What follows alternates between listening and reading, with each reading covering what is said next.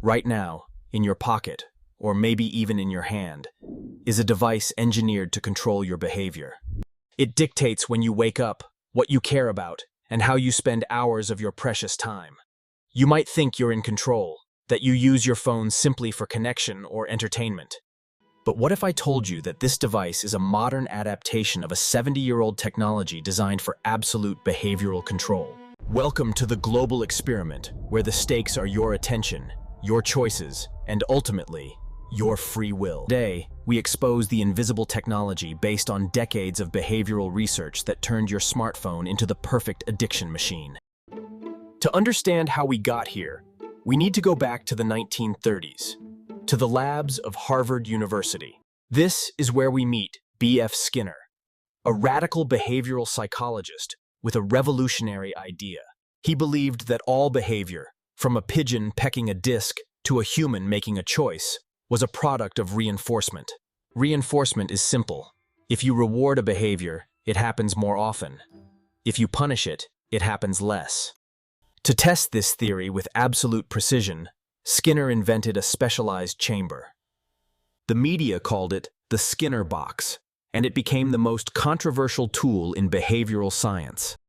Inside the box, an animal, usually a rat or a pigeon, is isolated from the outside world. There's usually only one thing for the animal to interact with: a lever or a button. If the rat presses the lever, a food pellet is automatically dispensed into a tray. Action followed by reward. It doesn't take long for the rat to connect the dots. It learns that the lever equals survival. This is operant conditioning. It's a powerful, universal law of learning. It seems simple enough when you're talking about rats and food pellets. But what about humans? It's that occasional gem that keeps you scrolling for hours, just like the rat pressing the lever. But Skinner discovered something else, something far more powerful than just giving a reward every single time. He realized that the most effective way to train a behavior isn't consistency, it's unpredictability. He called it the variable ratio reward schedule, and it is the psychological blueprint for addiction. In the lab, this meant the rat might get a pellet after 1 press, or 5 presses, or maybe 20. This uncertainty drives the rat insane with desire. It becomes obsessed, pressing the lever compulsively for hours. Does that behavior sound familiar? Compulsively checking, hoping for a reward, driven by uncertainty? The geniuses of Silicon Valley didn't just build communication tools. They built the most sophisticated Skinner boxes ever conceived. They took Skinner's principles and supercharged them with digital technology. Let's break it down. In this digital Skinner box, you are the subject, isolated within the screen. The lever isn't a piece of metal. It's the tap, the swipe, the refresh, the infinite scroll. And the food pellet? It's not survival. It's dopamine, the brain's pleasure chemical. Every notification, every like, every new piece of content delivers a tiny hit of dopamine straight to your brain. These apps are explicitly designed to trigger this dopamine release as frequently as possible. But here's the crucial part. They don't just use simple reinforcement. They use Skinner's ultimate weapon, the variable reward. Think about the pull to refresh feature. You pull the lever, and you wait for the reward. Will it be an important message? A flood of likes? Or maybe nothing at all? You don't know until you check. That unpredictability is precisely what makes it so impossible to put down. It turns your phone into a slot machine. The infinite scroll is another powerful example. A never-ending stream of variable rewards. Most of the content is boring, but occasionally you find a gem, a hilarious video, a shocking headline, a beautiful photo. It's that occasional gem that keeps you scrolling for hours, just like the rat pressing the lever. And what about notifications? Those little red dots are masterpieces of psychological manipulation. They create a sense of urgency and curiosity, triggering a mild anxiety that can only be relieved by opening the app. The color red is specifically chosen because it's an alarm color in nature, signaling importance or danger. Then there's the social validation loop.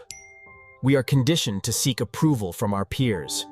Likes, comments, and shares are powerful social rewards that activate the same brain regions as love and acceptance. But again, it's variable. Will this post go viral, or will it be ignored?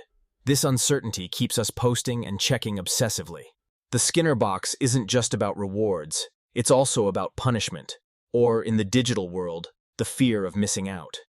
If you don't check constantly, you might miss an important social event, a crucial piece of news, or a fleeting trend.